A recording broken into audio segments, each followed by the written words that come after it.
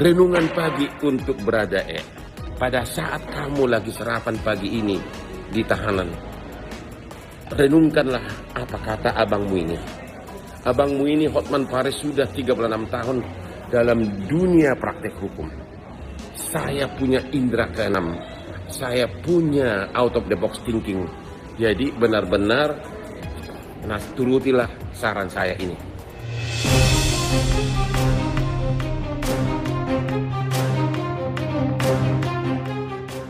Hotman Paris sebut Baradae bisa bebas dengan tunjukkan dua bukti ini.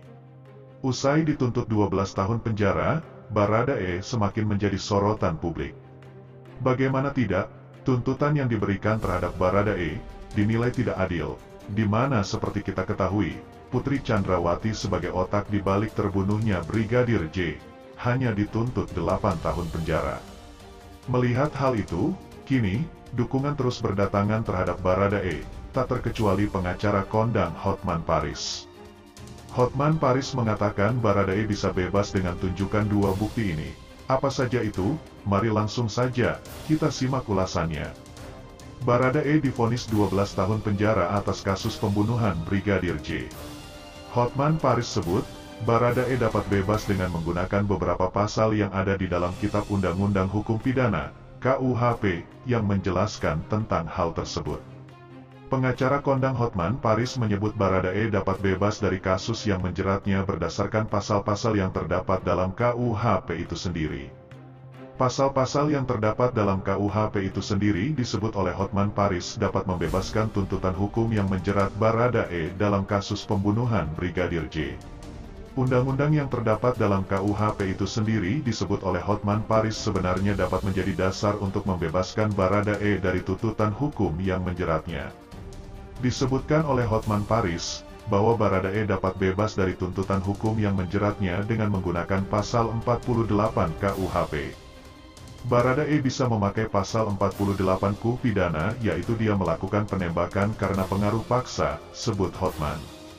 Selain pasal 48 yang terdapat dalam KUHP, pengacara kondang tersebut juga menyebutkan ada terdapat pasal lain yang juga dapat membebaskan Baradae dari tuntutan 12 tahun penjara, yang menjeratnya atas kasus pembunuhan Brigadir J yang melibatkan dirinya.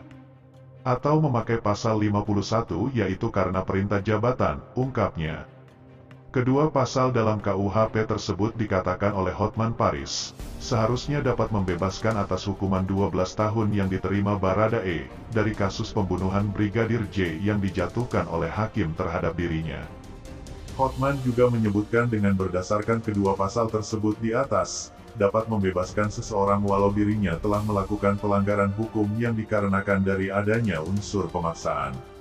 Pasal 48 dan pasal 51 bisa membebaskan seseorang walaupun telah melakukan kejahatan, lanjut Hotman. Hotman menyebut kedua pasal tersebut juga dapat digunakan untuk membebaskan seseorang walau telah melakukan kejahatan karena adanya daya paksa atau perintah jabatan. Nah, bagaimana menurut kalian?